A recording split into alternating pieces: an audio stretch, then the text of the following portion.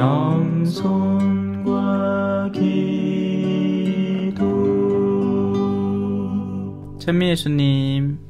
그때 예수님과 제자들은 벳사이다로 갔다.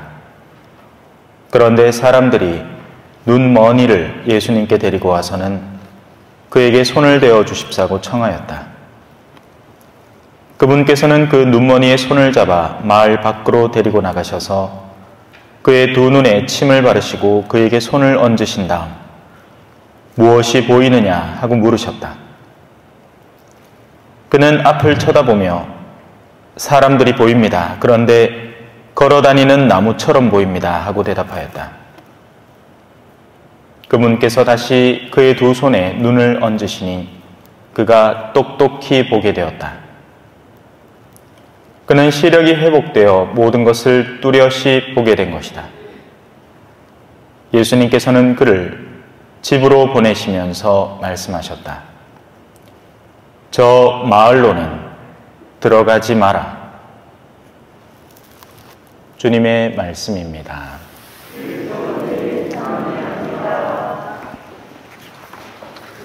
찬미 예수님. 우리는 흔히 예수님을 무조건 환대하는 분, 무조건 긍정적으로 생각하고 받아들이는 분으로 인지를 합니다. 그런데 오늘 복음의 마지막 부분에는 저 마을로 들어가지 마라. 저 마을과 관계 맺지 마라. 예수님이면 어디든지 가서 친하게 지내라. 이렇게 말씀하셔야 되는 게 아닌가? 그런데 아닙니다. 예수님은 그를 집으로 보냈습니다. 그러면 이 사람이 지금 집을 나와서 눈이 먼 상태에서 예수님이 가 있기를 원치 않는 곳에 머물러 지내왔다는 것을 의미합니다. 그리고 지금 있는 그 마을, 지금 자기가 있었던, 지금껏 머물렀던 그 마을보다는 집이라는 곳이 더 나은, 예수님이 보시기에는 집이라는 곳이 더 나은, 자신이 환대를 받을 수 있는, 그래도 적어도 밥 세 끼라도 제때 챙겨 먹을 수 있는, 구걸할 필요가 없는 그런 곳임을 인지하고 계신다는 것이죠. 그래서 예수님은 항상 더 나음을 찾아서 사람을 보냅니다. 오늘 일독서에는 배 밖으로 까마귀가, 그리고 비둘기가, 두 번째로 올리브를 물고 돌아온 비둘기가, 그리고 그 비둘기가 돌아오지 않습니다. 왜요? 비둘기가 왜 돌아오지 않았을까요? 배보다 더 나은 환경이 있기 때문입니다. 지금은 우리 수민이가 할머니 옆에, 현수가 할머니 옆에 꼭 붙어 있지만 나중에 애인 생기고 나면 할머니 거들떠도 안 볼 수도 있습니다. 맞겠죠? 다 그렇잖아요. 원래 남자들 그죠? 예? 열심히 업어다 키웠디마 마누라 생기고 난 뒤부터는 그죠? 니네 언제 봤나? 뭐 그런 사람들. 자, 농담이죠. 자, 하지만 농담 속에 진리가 숨어 있습니다. 더 나은 것이 존재할 때 덜 나은 것에 대한 손길을 내려놓게 되는 것입니다. 자, 그렇다면 오늘 복음으로 다시 돌아와서 어떤 일이 벌어지고 있나 한번 살펴봅시다. 사람들이 눈먼이를 예수님께 데려왔습니다. 보통은 눈먼이가 예수님을 찾죠. 소식을 듣고 예수님에 대한 갈증이 생기고, 이게 아닙니다. 사람들이 눈먼이를 데리다가 예수님 앞에 던져놓은 겁니다. 뭐 하나 한번 보자. 저 사람 용하다 하는데 진짜 이 눈먼이가 저 사람한테 용하게 그 일이 일어나는지 한번 보자. 왜? 염전 노예 들어보셨죠? 예? 어떤 남자를 몇십 년 만에 찾았는데 알고 보이긴 염전에서 노예처럼 지내고 있더라. 막 동네 막 거지, 그런 사람들을 이제 놀잇감처럼 다루는 사람들이었던 거죠. 한번 보자, 뭐 하나. 그래서 특이한 지점이 예수님은 그 눈먼이의 손을 직접 잡아서 마을 밖으로 데리고 나가십니다. 구태여. 왜냐하면 그들 앞에서 그가 치유된다는 것으로 인해서 뭔가 또 발목이 잡히거나 그들의 악함에 예수님의 활동이 제약받지 않도록 하기 위함이죠. 우리는 흔히 좋은 일을 하면 무조건 광고해야 된다고 생각합니다. 이 사람 옛날에 술 먹던 사람인데 인자 회개했습니다. 보이소? 좋을 것 같죠? 아닙니다. 진짜 회개한 거 맞나? 야, 한 번 더 꼬시봐라. 예전처럼 안 돌아오나? 안 돌아오나? 한번 보자. 뭐? 지가 예수님을 만났다고? 지가 언제부터 신앙생활 했다고? 야, 옛날에 우리하고 같이 놀더나 하다. 한 번 더 꼬시봐라.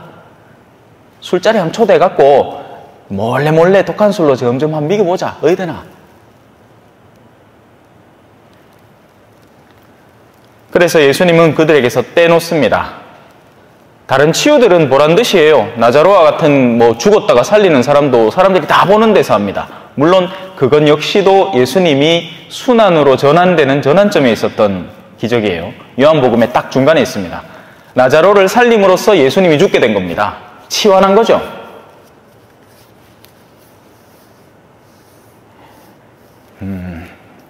옆으로 새는 이야기이긴 한데요. 여러분, 영적 치유를 갈망하죠? 그러면 그 영적 치유에 상응하는 누군가의 희생이 뒤따르게 되어 있습니다. 이거는 우린 생각 안 해요. 예를 들어서 깜빵 갈 아가 있어. 가가 깜빵 안 가게 어떻게 좀 해주십사 하면 다른 누군가가 그가 가야 될 깜빵을 가면서 그가 살아나는 개념. 그게 대속이라는 개념입니다. 우리가 받는 모든 종류의 용서와 희생의 대속은 예수님의 피로써 이루어지는 거죠.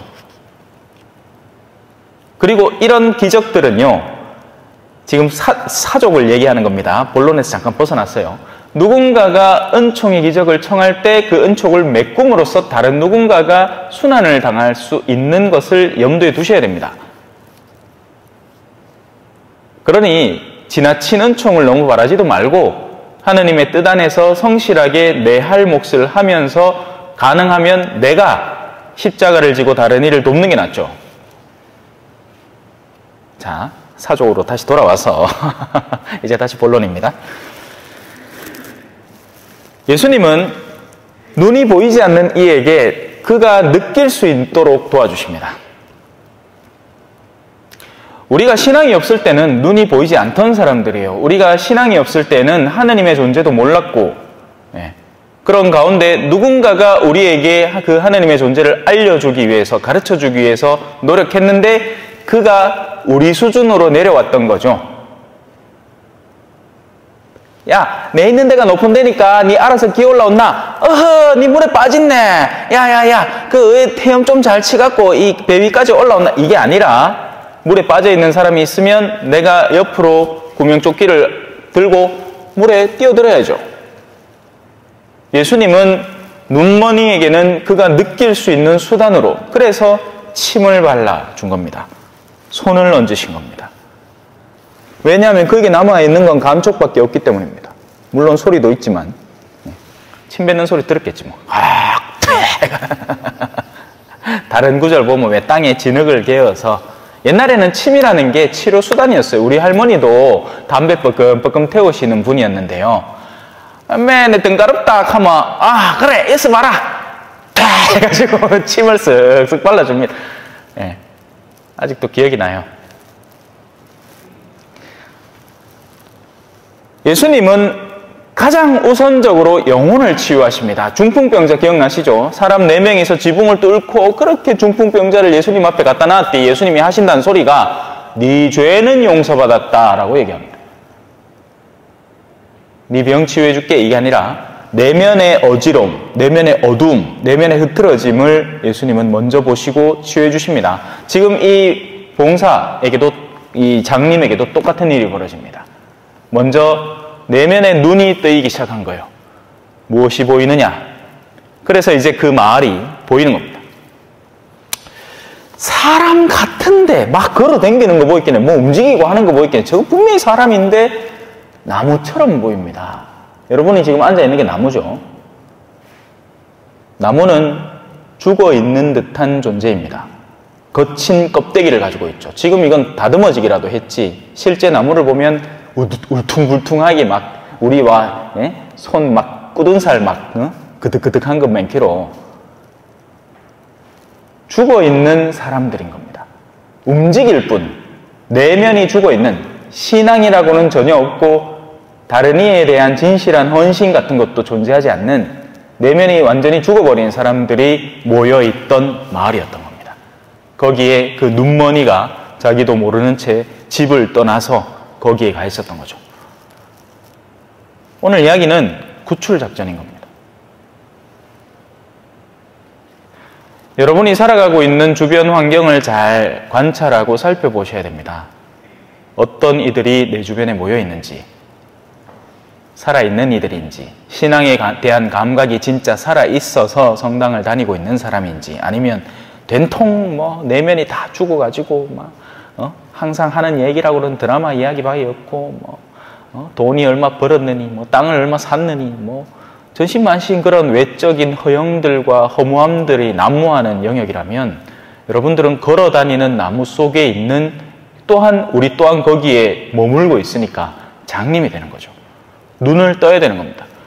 그리고 그 눈을 띄우기 위해서 예수님은 우리가 살가웁게 느낄 수단으로 항상 우리 곁에 다가오십니다. 그건 내 아내가 될 수도 있고, 내 남편이 될 수도 있고, 내 친척이 될 수도 있고, 우리를 신앙으로 초대하는 그 어떤 살가운 수단들이 우리 주변에는 반드시 존재하게 됩니다. 그래야 나중에 심판 앞에서 하느님이 심판할 근거가 생기는 겁니다. 아무런 기회도 주지 않고 너 지옥 하면 얼마나 억울하겠습니까? 아니란 말입니다. 사람은 누구나 자신이 알고 충분히 인지하고 선택할 만한 수단 속에서 스스로의 길을 찾아나가는 거죠. 너무 진지한 모양이다. 자, 그래서 두 번째 손을 얹고는 이제 내면의 눈과 외면의 눈, 중풍병자에게 죄를 용서하고 육체적인 회복도 도와주신 것처럼 내면의 눈과 외면의 눈을 동시에 열어주니 이제 똑똑히 보이는데 오히려 이제 그를 다시 그 마을로 보내서는 안 되는 거죠. 집으로, 더 나은 방향으로, 적어도 너를 보살펴 줄 영역이 있는 곳으로. 자, 우리는 이 고을을 언젠가는 떠나서 영원한 생명의 집으로, 하느님이 계신 곳으로 돌아가야 할 이들입니다.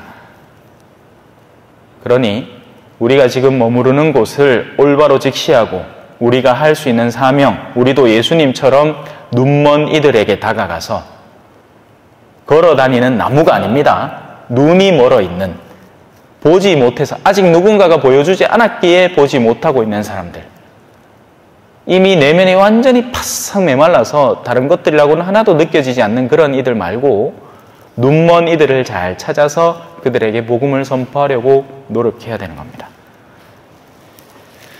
오늘 복음 환호송입니다. 우리 주 예수 그리스도의 아버지, 저희 마음의 눈을 밝혀주시어 부르심을 받은 저희의 희망을 알게 하여 주소서. 아멘. 찬미 예수님, 겸손과 기도.